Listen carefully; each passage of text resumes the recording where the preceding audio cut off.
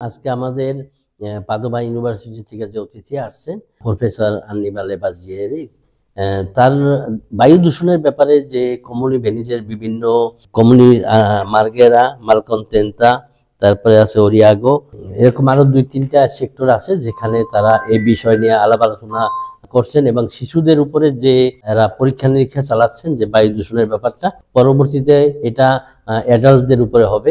তো এই ব্যাপারে আমরা তাদের সাথে সহযোগিতা করতে চাচ্ছি আমরা যাতে আমাদের কমিউনিটির ভিতরে এই যে বায়ু দূষণের যে সমস্যাগুলো যে কারণে হাঁফানি হতে পারে বা আপনার হৃদরোগের সমস্যা হতে পারে, যেহেতু মার্গারাতে আমরা সবাই জানি যে নর্থ ইটালির মধ্যে সবচাইতে বায়ু দূষণের ব্যাপারটা মার্গারাতেই আসলে খুব প্রচুর, যে কারণে তারা এই পরীক্ষা নিরীক্ষার জন্য এই কমিউনি ভেনিসে আসছেন। এখানে বাংলাদেশিদের উপরে বিশেষ করে মার্গেরাতে যে বায়ু দূষণ চলছে দীর্ঘদিন যাবৎ, এখানে প্রচুর কলকারখানা এবং এই বায়ু দূষণের জন্য প্রতি বছর আমরা বিভিন্ন রোগে ভুগতেছি। বিশেষ করে বাচ্চাদের এই রোগটা বেশি দেখা দেয়।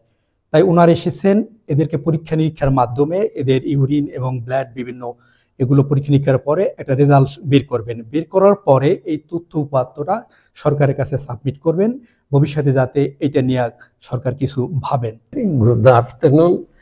I am Annibale Biggeri. I am professor of medical statistics at the University of Padua, and I am responsible for part of a biomonitoring study in Marghera, especially for the engagement of the population.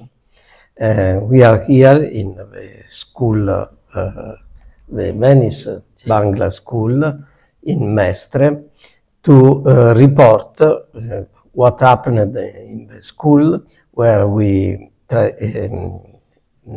started the study enrolling the children of the infantry school, of the kindergarten, and the primary schools. Hello, my name is Chiara Piccolo, and I'm working with Professor Biggeri at Padova University, and I deal with the citizen participation in this project, and in particular with the study about children.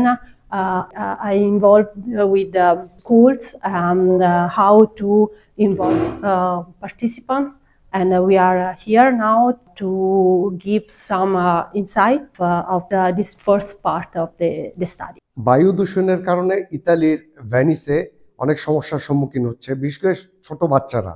আর এই বায়ু দূষণটা বেশিরভাগই হচ্ছে ইতালির ভেনিসের মার্গারা এলাকাতে, যেখানে রয়েছে মিল কারখানা।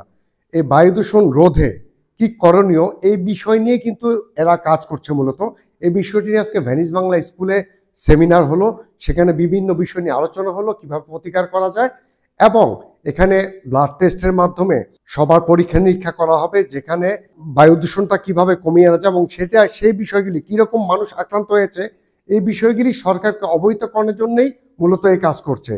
আশা করছি এই ভেনিসের বায়ু দূষণ রোধ হবে এবং মানুষ সুস্থ থাকবে। Zakir Hossain Suman, voice Bangla, Italy.